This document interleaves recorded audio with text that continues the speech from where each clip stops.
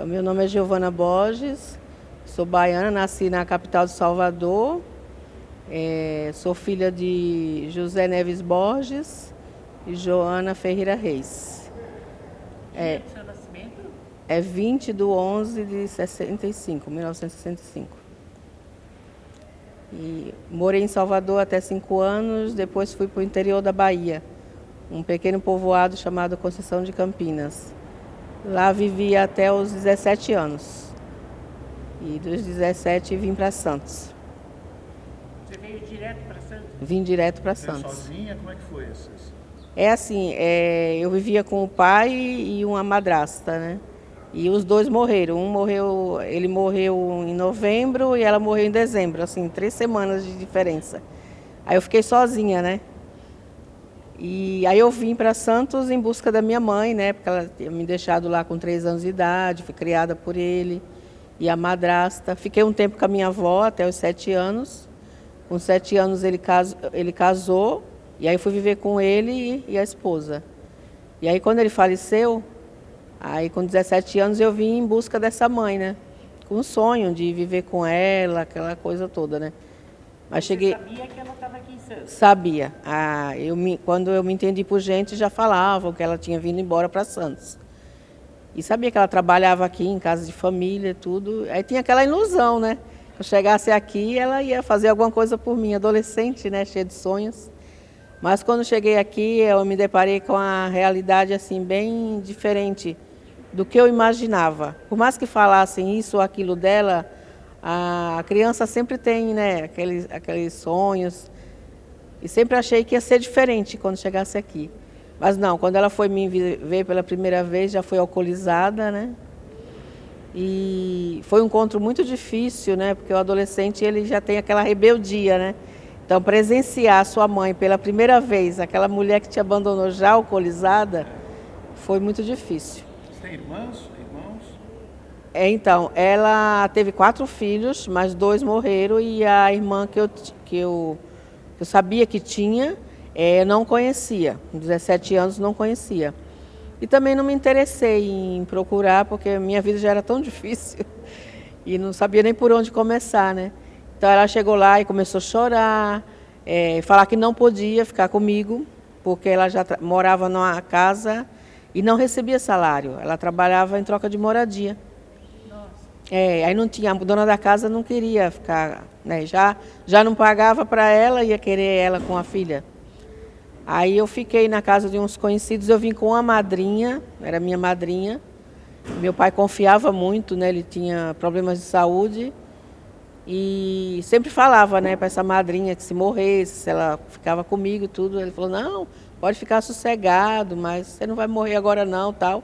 Mas realmente ele morreu. E eu vim com ela, né? Mas assim, para ficar em casa de conhecidos, né? O nordestino tem muito isso, né?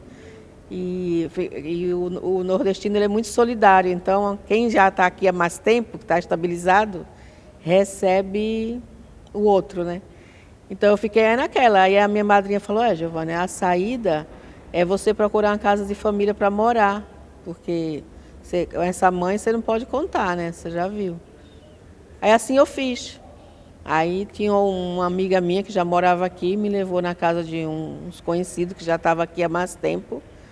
E lá eles perguntaram se eu não queria ficar lá para ajudar, né? A senhora, ela já era bem senhora.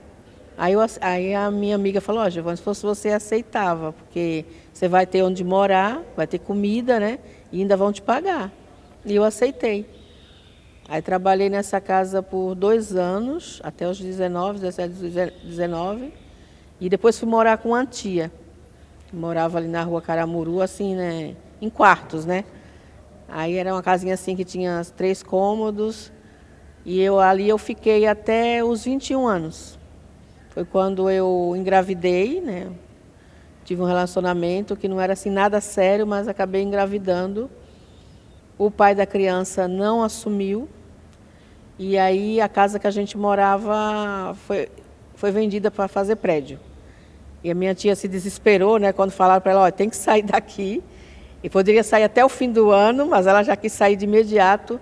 E ela falava assim para mim, olha, só não entreguei a casa ainda porque você não tem para onde ir.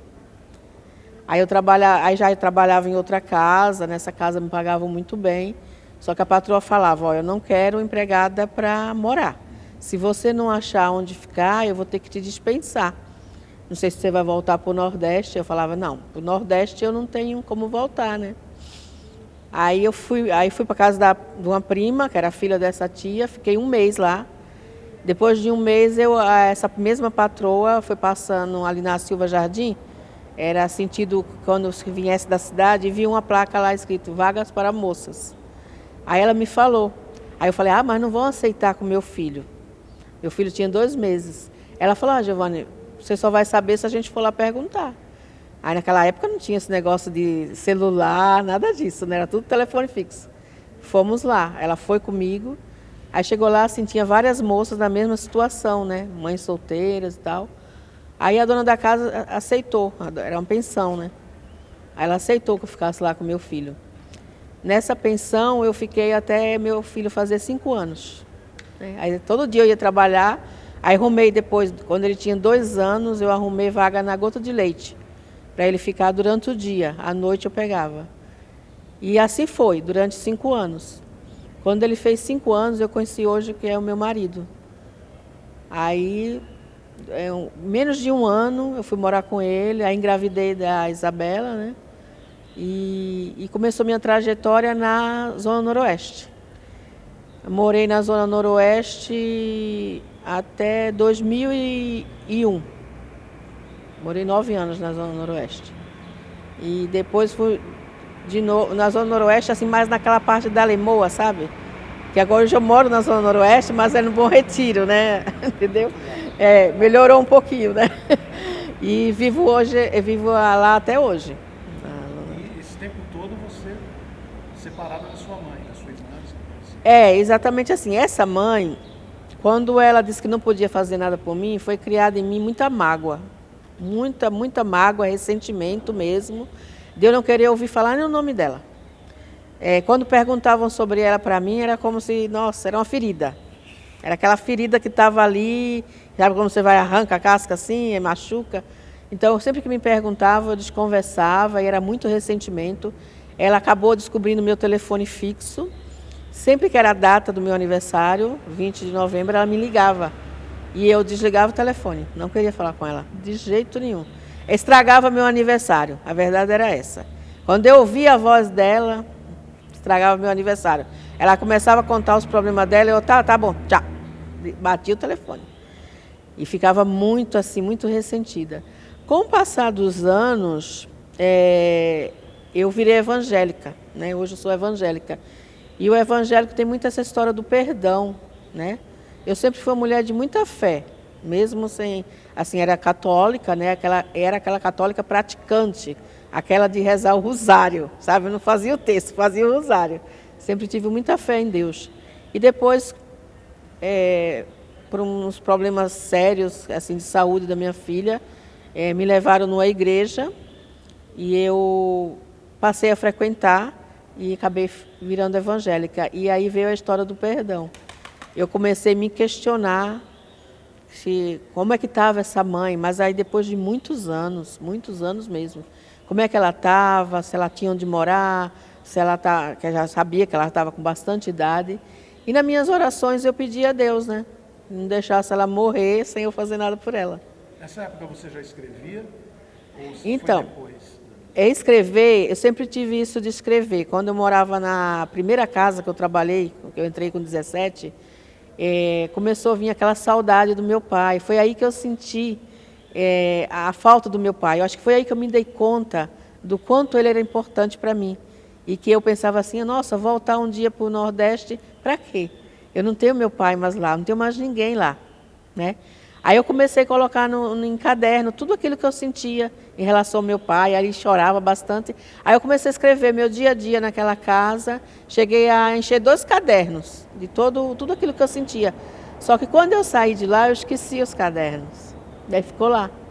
Nunca mais tive esses cadernos. Então, aí passou. Em 2009, eu voltei a fazer isso de novo.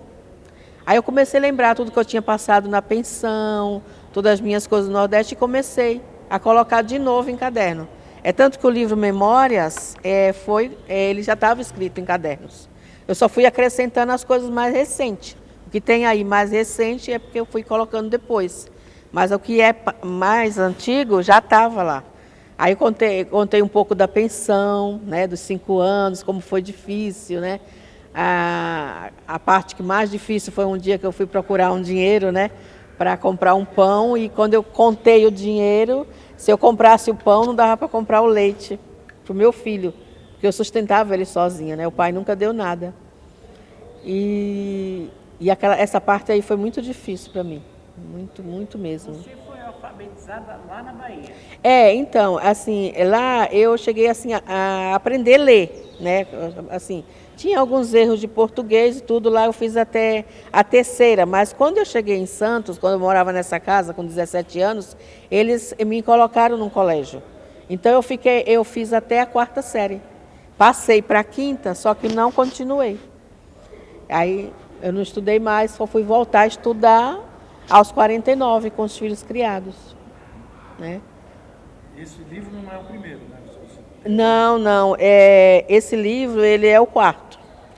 Foi assim, aí quando eu fui para o CEJA, né, que eu terminei os estudos no CEJA, uma vez com uma discussão com meu marido, eu agradeço ter estudado até a ele. Eu tinha um casamento bem difícil, né? Não acabou o casamento, é o mesmo até hoje. Foi superado tudo, mas tinha uma dificuldade, muitas dificuldades, né, ao longo dos anos. E numa discussão, tinha muito aquela questão do ciúme meu, né, com ele. Ele falou assim, você fica tanto tempo em casa, por que você não vai estudar? Quer dizer, numa discussão, né? Quer dizer, você vê o lado bom, o que transformou a minha vida, aquela discussão. Ele falou assim, por que você não vai no colégio estudar? Você tem tempo para isso. Nossa, aquilo que ele falou, eu comecei a refletir. Aí eu falei, é verdade. Aí eu tinha estudado no Colégio Luiza Macuco, fui lá, peguei a transferência e fui até o CEJA, conhecido como Casinha Branca, ali no Dali Coutinho. Fui lá, fiz a matrícula, só que assim, nossa, eu comecei pela matemática, nossa, foi muito difícil. Aquilo já me desanimou. Voltei para casa muito frustrada, porque eu encontrei muita dificuldade. Né? Eu poderia ter começado pelo português, né? Mais fácil. Mas aí não desisti. Só que assim, como é um colégio por eliminação de matérias, você vai quando você quer. Né? Você faz seu horário, vai lá, estuda um pouco, faz a prova. Eu não sei como está hoje em dia, né? Mas na minha época era assim. Aí eu fazia, e vai eliminando as matérias por prova. Aí eu voltei, aí eu falei assim, aí fiquei uns dias sem ir. Eu falei, eu vou abrir ciências. Aí fui abrir ciências com o professor Márcio. O professor Márcio foi uma pessoa muito importante na minha vida. Aqui eu quero até...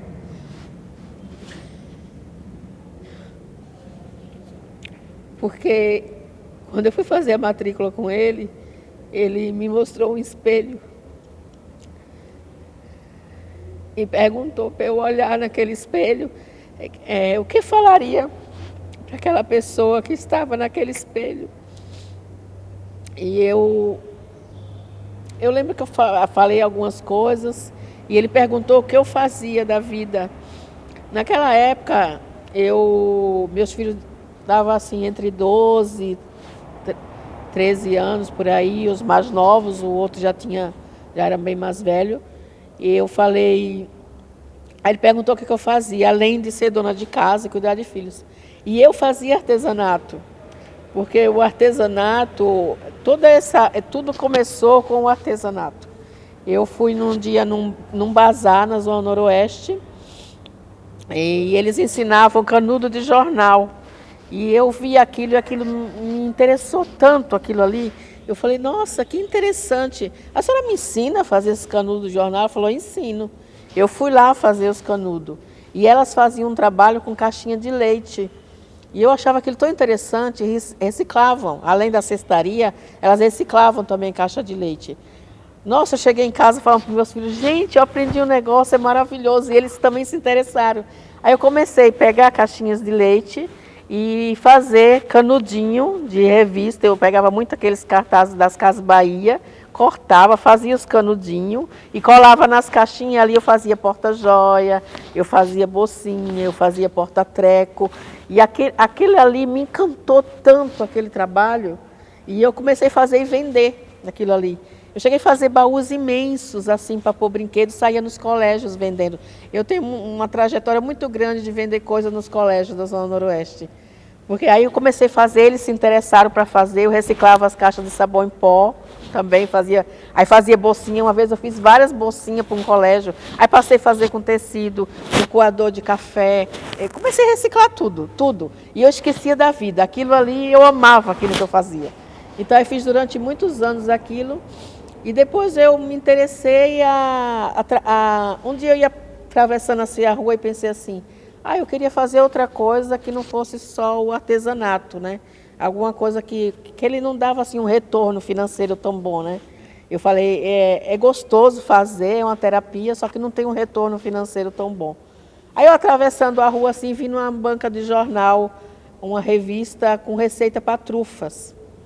Aí eu falei, será que eu acerto fazer? Comprei a revista. E fui até uma casa de doce, ali da Zona Noroeste, a Centerfest, e comprei tudo o que precisava fazer. Só que eu comprei um chocolate que tinha que dar choque térmico. Na hora de dar o choque térmico, eu errei tudo. Aquele quilo de chocolate foi todo pro lixo. Nossa, eu chorei, falei para as crianças, eu não sei fazer. Aí eu falava, mas eu não sou burra, eu tenho que aprender. Aí voltei na loja, expliquei para a mulher, ela falou assim, olha, você tem que comprar um chocolate que não precisa dar choque térmico, porque pelo jeito você tem dificuldade de trabalhar com chocolate que dá choque térmico. Leva esse daqui. Aí eu comprei, né, aí nessas alturas já tinha comprado todas as forminhas, toda a embalagem, tudo. Aí fui fazer e deu certo. Aí eu peguei, montei os bombons, coloquei numa sacolinha e saí vendendo. Nesse dia eu vendi R$12. Nossa, eu voltei para casa assim, parecia que eu tinha ganhado uma fortuna. Aí eu olhei para os meus filhos e falei assim, olha, peguei assim, né, o dinheiro e falei, olha, o que a mãe de vocês vendeu com as trufas, vendi R$12. Nunca mais vocês vão ver a mãe de vocês sem dinheiro. Com aquela história de pedir dinheiro para o marido. Aí eles ficaram tudo assim, né, perplexos. E a partir daí eu comecei a fazer trufas e aí eles levavam para vender no colégio, vendiam tudo. Se levasse 40 trufas, vendia, se levasse 60, vendia. Aí coloquei uma plaquinha na porta de casa, um banner, né? E começaram os vizinhos vir comprar e trabalhei muitos anos vendendo trufa. Aí aprendi a fazer pão de mel, né? Muitas pessoas falavam que era o melhor pão de mel da Zona Noroeste, né? E vendi. Aí passei a vender mesmo. Meu filho também trazia, meu filho trabalha numa empresa de comércio exterior, mais velho, né? Aí passou a levar, falou, mãe, o pessoal está apaixonado pelas suas trufas e seus pães de mel. E assim eu fui, durante muitos anos. No colégio CEJA, levava para os professores, né? E aí eu acabei esquecendo que eu falei do professor Márcio e não concluí ainda. Então, quando ele perguntou o que eu fazia, eu na hora não lembrei de falar que eu fazia artesanato, né? E aí depois, fiz a matrícula de outras matérias, abri outras matérias e tal. E aí quando foi 6 meses depois que eu estava no CEJA, aí eu saí de férias, né? E quando foi um dia, eu estava assistindo eu tinha vindo na cidade e era um dia que eu estava assim meia para baixo, sabe? Eu não tenho depressão, graças a Deus não. É uma doença horrível, por sinal, né? Mas às vezes, né, todos nós temos momentos que estamos, né, para cima, outros para baixo. Nesse dia eu estava meio para baixo. E eu fiquei assim na Praça Mauá e fiquei assim observando a praça, olhei, aí fiquei vendo o bonde passar. Foi um dia assim diferente para mim. Voltei para casa assim, bastante pensativa, tal, né? Aí cheguei em casa, me sentei e liguei a televisão. Eu não lembro muito bem qual era a edição do Jornal da Tribuna, mas numa das edições do Jornal da Tribuna naquele dia, eu lembro o dia, foi 24 de março de 2015, tinha uma reportagem de uma senhora de 70 anos que fazia poesias. Eu não lembro o morro qual era. Para mim, era o Morro São Bento, mas eu não tenho certeza. E quando eu assisti aquilo, aquela reportagem foi muito importante para mim. E porque eu estava tão para baixo, com 49 anos, e aquela senhora com 70 anos, fazendo uma coisa tão diferente, que eu pensei comigo, falei, nossa, e eu aqui com 49 achando que não tenho mais nada para fazer da vida. Olha que coisa interessante. Aí tinha o caderno na mesa, que era que eu fazia minhas anotações dos pedidos das trufas, e uma caneta. Aí eu falei, será que eu consigo escrever alguma coisa? Aí eu escrevi assim, vem a noite, esse vento que bate no meu rosto, essa brisa que me reflete o cheiro de mar, me faz lembrar como eu amo essa cidade, minha linda Santos, minha Santos tão amada, lembro das belas tardes sentada na calçada. Essa foi minha primeira poesia, praticamente uma estrofe. Aí quando eu li aquilo, eu falei, nossa, eu nunca tinha escrito nada, eu nunca tinha nem lido na minha vida uma poesia, nem sabia o que era um poema, nada. Acho que nem lembro na época se eu tinha ouvido falar de algum poeta, nem lembro, se já tinha visto, não lembro. Quando minha filha chegou, ela estava trabalhava aqui na cidade, a Isabela, eu falei, Isabela, olha aqui o que a mãe escreveu. Ela não acreditou. Ela falou assim, foi a senhora que escreveu isso aqui? Eu falei, foi, filha. Aí ela falou assim, mãe, a senhora acabou de escrever um pequeno poeminha para Santos. Aí ficou assim, maravilhada, mandou para as amigas e tudo, né? Aí, quando eu voltei para o colégio, falei com esse professor Márcio de Ciências, né? Eu falei, professor, tem uma coisa para falar para o senhor. Ele falou, o quê, dona Giovana? Eu falei assim, eu descobri um dom. Ele falou, foi? Ele falou assim, foi. Eu falei assim, qual foi? Eu falei, eu descobri que sei fazer poesias. Ele falou, sério, dona Giovana? Aí eu fui e mostrei para ele Aí ele falou assim, então lê um para mim, recita um para mim. Aí eu tinha escrito um poema chamado A Caneta. Eu não vou lembrar ele todo, né? Mas era mais ou menos assim. E a caneta E eu pergunto, meu Deus, qual é o segredo? Por que a caneta passou a deslizar entre os meus dedos? Ela dança como uma bailarina e seus dançarinos, como um maestro. Aí vai, como uma filha. Esse aqui declamei, que eu não vou lembrar o poema todo agora. Ele ficou assim encantado. Ele falou assim, nossa, dona Giovana, eu vou apresentar... Quantas poesias a senhora tem? Eu falei, deve ter umas 50. Ele falou, nossa, eu vou apresentar a senhora no colégio como a nossa nova poetisa, né? Que o colégio tem uma poetisa. Aí realmente assim ele fez, reuniu os alunos, os professores, na sala da diretora, assim, foram numa sala maior, e me levou lá para eu recitar poemas, né? E eu tinha feito um conto, que na época, eu sabia todo de cor, dentro do ônibus de Santos, né? Dentro do coletivo 139, eu tinha escrito, né? Que eu olhava assim para as pessoas dentro do ônibus, né? E uma das partes que eu também não vou lembrar de cabeça, que fala assim, comecei a observar, né? E pensei, quantos sonhos essas pessoas tiveram que enterrar. E aí me veio a seguinte reflexão, né? E aí eu falei, né? Eu li o conto todo. Aí o professor Márcio falou, vamos fazer um livrinho, né? Aí eu falei, eu não tenho condições. Aí ele falou assim, não, eu faço para a senhora só vai fazer separar as poesias, deixar separadinha, me manda, vamos fazer com calma, sem pressa. E eu separei as poesias, mandei para ele e foi feito o primeiro livrinho chamado... E eu passei a fazer poemas de homenagens graças a uma agente de saúde, que ela ia lá em casa e eu comecei a mostrar as poesias para ela. Foi quando uma vez estava tomando banho e me veio assim na mente falar assim, eu vou fazer uma poesia falando sobre o abandono, que é a minha história de vida, né? Refletindo sobre o abandono de mãe, né?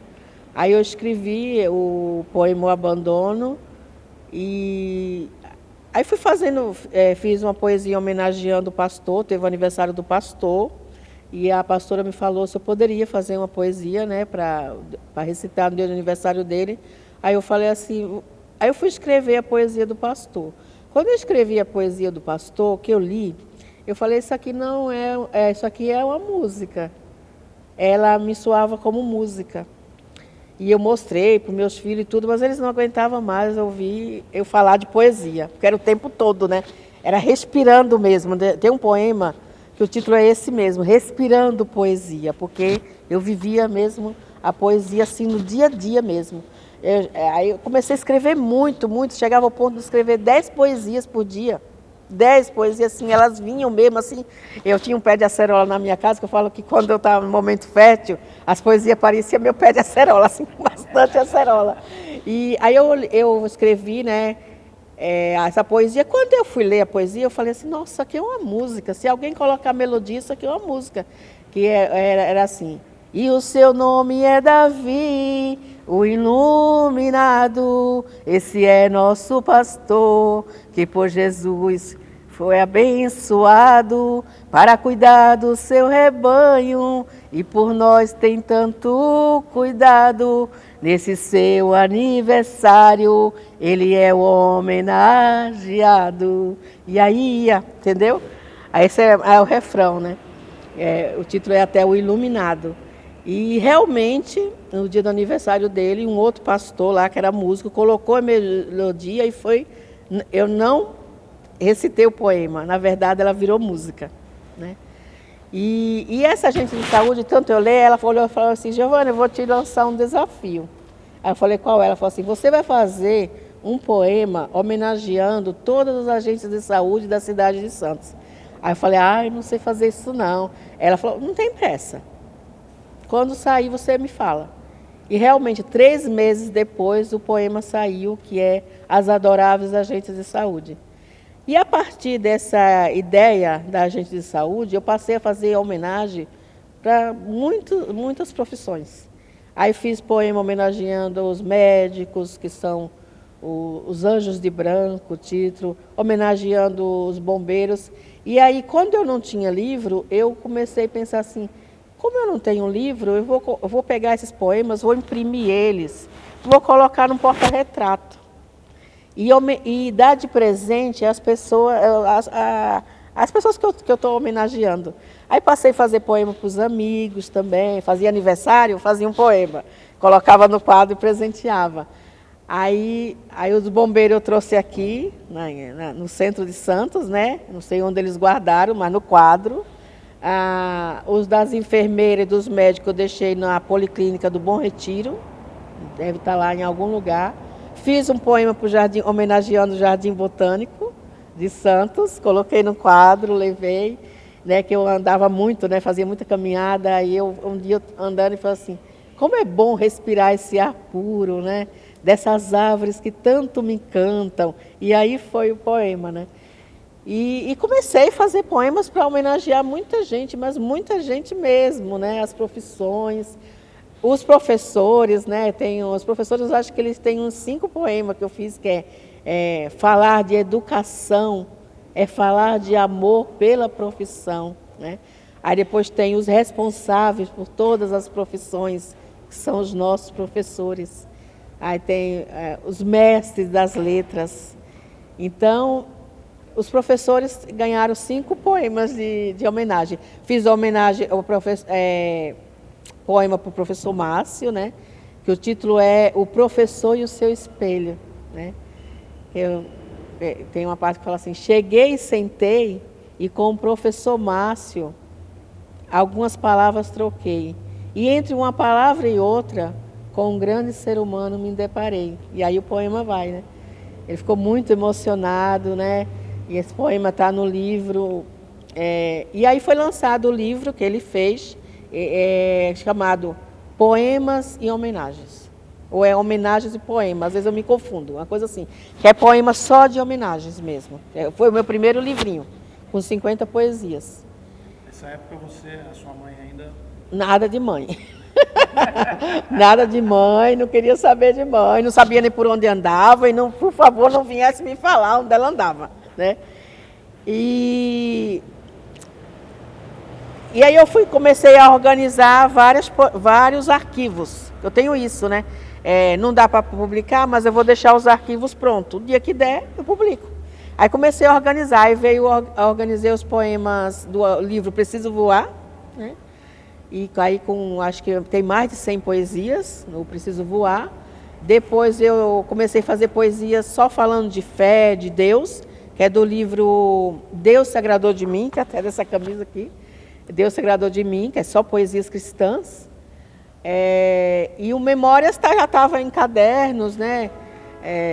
Eu só fui acrescentando no arquivo as coisas mais recentes, né? Hoje em dia eu tenho uma netinha, né? Que até tem o nome de Giovana, né? Que deram para mim minha homenagem. E nesse intervalo meu filho casou, aí a Giovana nasceu antes do casamento, é aquela coisa, né? E aí os filhos foram criados. E a questão da minha mãe foi como eu falei, eu orava para que ela não morresse sem eu fazer nada por ela, mas eu não ia procurá-la. Eu não fui procurá-la. Ela só veio parar na minha casa, minha mãe, um dia que eu cheguei do colégio, eu abri o Facebook e lá tinha mensagem de uma mulher de um primo, falando que ela estava jogada na rua. E aquilo foi um impacto muito forte. Quando eu li aquela mensagem, era uma sexta-feira muito fria, de chuva. Quando eu li aquilo, nossa, aquilo me fez muito mal. Nossa, eu comecei a chorar, assim, me deu uma crise de choro. E aí os filhos vieram me acalmar, o marido, e eu contei a história. Falei, nossa, hoje está muito frio. E aí eu já vinha, né, trabalhando dentro de mim a história do perdão, né? E eu falei, nossa, se ela realmente não tiver onde morar, não posso, eu tenho que fazer alguma coisa, né? Aí foi quando no dia seguinte eu fui procurá-la. Só que ninguém sabia, os conhecidos não sabiam. Falou que não era verdade, que ela estava na rua, mas também não sabia onde ela morava. Aí só teve um que falou assim, ó, a última casa que eu soube onde ela morou foi na Rua da Constituição, perto de uma bicicletaria. Aí me deu a referência, né? E quando eu ia para casa dentro do ônibus, meu caçula foi comigo, Gabriel. Dentro do ônibus eu falei, Gabriel, vamos descer aqui, ali na Campos Sales, para ir para a Constituição. Vamos descer aqui? Ele falou, a senhora quer ir? Eu falei, vamos lá onde ele falou, para ver se ela não está lá. Aí eu fui e realmente achei nenhum daqueles cortiços ali da Constituição. Eu cheguei na bicicletaria, expliquei, falei o nome dela e ele falou assim, ó, tem uma senhora aqui nessa casa do lado, eu acho que é ela, bate lá para a senhora ver. Aí eu fui, bati palma, tinha umas pessoas assim na frente e eu falei assim, aqui mora uma senhora, né, tal. Ela falou assim, ó, ela é desse quartinho da frente. Aí eu fui e bati lá. Quando eu bati, aí ela assim, fazia muitos anos, né, que eu não via. Aí ela já estava bastante envelhecida, com problemas de saúde. O quarto assim estava muito sujo, né, um ambiente não muito agradável. E eu olhei para ela e falei assim, a senhora sabe quem sou eu? Aí ela olhou para mim e começou a chorar, quer dizer, ela lembrou. Aí eu abracei ela e tal, aí me deu muito remorso, aquilo ali, o remorso dos anos que eu não quis mais falar com ela. Não é que depois ela não me procurou, depois de adulta, mas aí eu pensei assim, como eu não quis fazer nada lá atrás, eu também não queria, né? Aí comecei a conversar e deixei meu contato, né? E fui embora. E aí, a partir daí, eu passei a frequentar, né, o lugar que ela morava, para ir lá varrer o quarto, fazer comida, eu ia no supermercado, comprava alguma coisa. Passei a frequentar, pelo menos umas 2 vezes por semana eu ia. Aí depois ela mudou para a casa de um outro senhor, né, tinha uma amiga que ajudava ela, né, e eu passei aí. Só que ela, assim, ela sempre teve um temperamento muito difícil, né, ela foi aquela pessoa que... Sabe aquela pessoa que não leva desaforo para casa? É tipo assim, né? Por isso que ela não conseguiu conviver com homem nenhum. A questão da bebida fez com que ela não conseguisse conviver com ninguém. Coisas que mulheres aguentam em casamento, ela não aguentava. Aquela pavio curto mesmo, né? Se um homem viesse dizer para ela que tinha que fazer, deixar de fazer, ela não aceitava. Ela preferia sair como ela fez, né?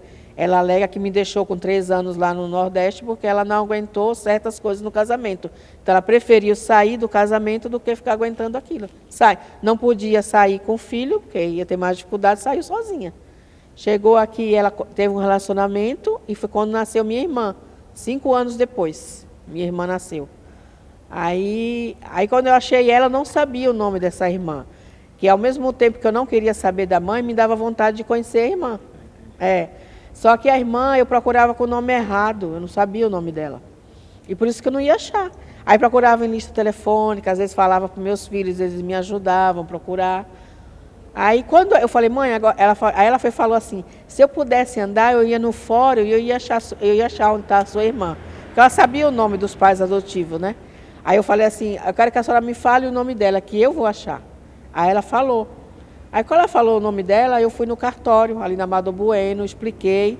Aí eles olharam lá no livro e falaram, realmente, essa pessoa ela foi registrada aqui, com o nome da sua mãe. Só que esse registro foi anulado. Como ela foi adotada, anularam o registro da mãe biológica. Mas consta aqui no livro o nome dela. Eu falei, eu consigo pegar uma segunda via do registro dela, até achei errado, né? Quero registrar isso aqui, que achei realmente, que às vezes a pessoa não quer nem ser achada, né? E ela falou, se a senhora pagar a segunda via, eu lembro que eu paguei R$28, e eles me entregaram a segunda via do registro, que é dela hoje em dia, com o nome dos pais adotivos. Aí minha filha, a Isabela, quem na verdade achou minha irmã, ela sempre questiona isso para mim, que eu nunca falo nas reportagens quem realmente achou a minha irmã. Quem achou foi a Isabela. Ela que achou no Facebook. Aí ela pegou e falou, mãe, vem aqui. A Isabela falou, né? Mãe, vem aqui. Essa mulher aqui pode ser que seja, mas eu não sei, venha ver. Quando ela me mostrou o Facebook, eu bati o olho, eu acho ela parecida com a minha mãe. Ela não se acha parecida, mas eu acho. Eu bati o olho, eu falei assim, nossa, essa aqui eu acho que é minha irmã. E eu quase certeza que era. Comecei a ver todas as fotos dela mais nova e tudo. Aí foi aí que eu passei mensagem, né, para a filha dela. E ela falou assim, realmente é minha mãe. Aí só que realmente eu tinha que ter chegado aos poucos, né? Eu não me coloquei, né, no lugar dela. Imagina, você podia nem saber, né? Ela podia nem saber que era adotada. E eu naquela... Não tinha contato com a mãe também? Não, ela não sabia nada, nada. Aí eu não pensei nisso. Acho que a ânsia de achar, né, a emoção, fiquei muito emocionada e nenhum momento eu passou pela minha cabeça de pensar assim, pô, ela pode nem saber que é adotiva. Não passou. Hoje em dia eu me questiono, eu falo, nossa, eu não deveria ter feito isso. Aí no momento já passei a mensagem, a menina chamou, nos falamos por telefone e a sorte é que ela sabia, né? Tu já pensou o problema que eu poderia ter causado, né? Mas ela sabia que você existia, ou não? Não sabia. Não sabia. Ela só sabia que era adotiva. Mas ela não sabia nada da família biológica, nada. Tu imagina, hoje em dia eu consigo me colocar no lugar dela, né? Mas num momento não pensei nisso. Foi um choque, né? Imagina para a pessoa. Foi um choque. Sua mãe está viva ainda? É. Sua mãe está viva. Isso. Né? Quando eu achei, assim, ela foi morar em outro quarto e começou a criar muito atrito, né, com os inquilinos. E o dono da casa pediu para mim, né, que ele não queria mais ela lá, porque estava prejudicando ele, né. Porque pessoa de idade, né, tem essas questões. E ela está viva, ela tem 82 anos, hoje em dia. E agora ela mora com você? Exatamente. Quem fez o documentário foi a Camila. A Camila é filha da Irani. Isso. Foi a filha dela que fez. Que levantou a história. Isso, é que ela é jornalista, né? E ela falou que tinha vontade, né, de fazer um documentário sobre a história da mãe dela, porque também é a história da mãe dela, né? E eu falei, tudo bem, né? Pode fazer. Da minha parte, né? Pode fazer. Foi ela que fez e ganhou, né, o Curta Santos, né? Ficou muito feliz. A história é forte, né? A história é uma história de superação. O seu livro ela se baseou no livro também. Porque na verdade o capítulo dela Tá aqui no último, eu termino o livro com o capítulo dela, entendeu? Foi quando eu achei ela, eu achei melhor terminar o livro, porque foi assim que conta o reencontro, né? A procura, que realmente eu procurei por essa irmã por 20 anos, né? Procurava sem saber o nome certo, eu fazendo as contas de quando eu comecei a procurar, eu tinha muita vontade de encontrar, né? E eu falei, vou terminar o livro no capítulo dela. Tinha mais história para contar, mas em uma biografia você tem que fazer, né? Você tem que resumir, não dá para você colocar tudo, né? Teria que ter o Memórias 2, porque é muita história, né? A história continua, né? E eu falo que é uma história de superação, né? Superação em todos os sentidos, a questão do estudo, ter ficado mãe solteira com 21 anos, né? Eu passei, além da dificuldade financeira, com 15 dias de nascido, meu filho teve um problema em um dos olhos, em um olho, e perdeu a visão de um olho, ele só tem uma vista, leva a vida normal e tudo, mas foi muito difícil para mim. Teve várias noites, eu tive que ficar a noite inteira acordada para pingar colírio de 1 em 1 hora, que corria o risco dele perder o olho, né, além da visão. Ficando o olho, ainda podia fazer um transplante, aquela coisa, mas ele não conseguiu fazer o transplante. Foi encaminhado para o Hospital São Paulo lá para fazer o transplante, foi chamado. Quando cheguei lá, que foi fazer o ultrassom, o nervo óptico estava morto, então não deu para fazer o transplante. Essa parte foi muito difícil, aqui eu conto isso no livro, né? Mas hoje ele tem 35 anos, é casado, é pai. Trabalha até aqui no centro de Santos, né, no comércio exterior, é analista de importação. E conseguiu estudar, né, mesmo com a vista, também é um guerreiro, né, entrou pelo campus. Eu aqui quero deixar registrado essa instituição, o campus é uma bênção para os jovens que têm poucos recursos. Os meus 3 filhos ingressaram no mercado de trabalho graças ao campus. Eu fiz um poema homenageando o campus. Até hoje não fui entregar lá, já falei lá com o presidente do campus, ele falou, estou aguardando a senhora vir aqui entregar esse poema. E eu agradeço muito ao campus, né, porque é uma instituição assim, que dá muito orgulho para a cidade de Santos. E quando eu falo que é uma história de superação, eu falo que o poema Superação, quando eu fiz esse poema Superação, eu contei a minha vida, eu resumo a minha vida nesse poema Superação. Para finalizar, eu gostaria que você lesse o poema. Superação. Superei o abandono aos 3 anos. Superei a perda do meu pai aos 17 anos. Superei uma gravidez sozinha aos 21 anos. Superei a perda de uma das vistas do meu filho aos 15 dias de nascido. Isso foi tão dolorido. Superei a falta dos estudos aos 49 anos. Superei todos os nãos. Superei 3 dias dentro de um ônibus, comendo frango com farinha. Dinheiro para pagar o almoço, eu não tinha. Superei trabalhar como doméstica, babá. Superei para não deixar nada faltar. Superei uma patroa revoltada, que tudo em mim descontava. Superei as portas fechadas. Superei até o cabo da enxada.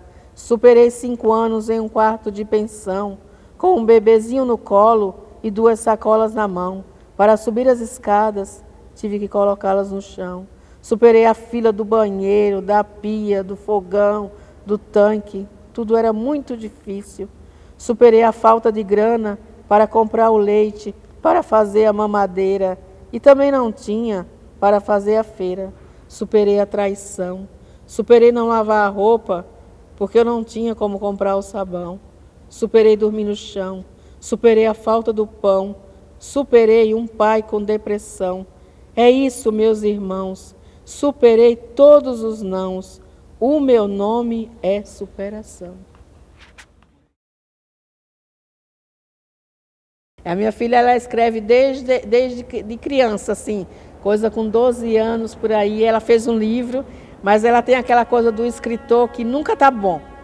Ela acha que os livros dela nunca tá bom. Isabela Borges, nunca tá bom. E eu sempre admirei isso nela. todo o dinheiro que ela pegava era para comprar livro. Isso não foi eu que ensinei, né? Essa era dela mesmo, né? E eu sempre achei muito bonito isso nela. E eu sempre falo para ela, filha, você tem que publicar um livro, pelo amor de Deus. Ela agora fez o segundo livro, está prontinho, e ela acha que não está bom de novo. Eu falei, filha, pelo amor de Deus, a mãe já publicou 4 livros, né? Tem o 5º que está pronto, né? Que é de novo uma homenagem à minha fé, né? Que o nome dele é O Espírito de Deus Está Aqui. Porque eu acredito que piamente que o Espírito de Deus está na minha vida. Que só Deus pode ter me dado força para superar tantas dificuldades, né? Então eu falo para ela, você tem que publicar o seu livro, né? O primeiro livro da gente a gente nunca acha. Aí eu falei, quando você fizer o segundo, hoje eu olhando o livro Homenagem de Poema, eu acho assim umas poesias tão bobinhas diante das outras que veio, né? Então é isso. Quando eu falo aqui o meu pai com depressão, que era verdade, né? Quando eu me entendi por gente, o meu pai era um homem depressivo, aqueles depressivos mesmo de tentar tirar a vida, né? Quando ele tinha crises, né? Ele ficava bem durante uns meses, depois ele entrava em depressão e ali ele tentava mesmo, né? Tirar a vida, então tinham que esconder faca, corda, um monte de coisa tinham que esconder, né? Então, eu criança, né, presenciei muito dessas histórias. É muito difícil para mim. Hoje eu agradeço muito, né, por não ter depressão, né, porque a depressão também é hereditária, né. Giovana, a Fundação Arquivo e Memória de Santos agradece o seu depoimento. Muito obrigado. Eu que agradeço o convite, tá? Muito honrada a participar desse projeto.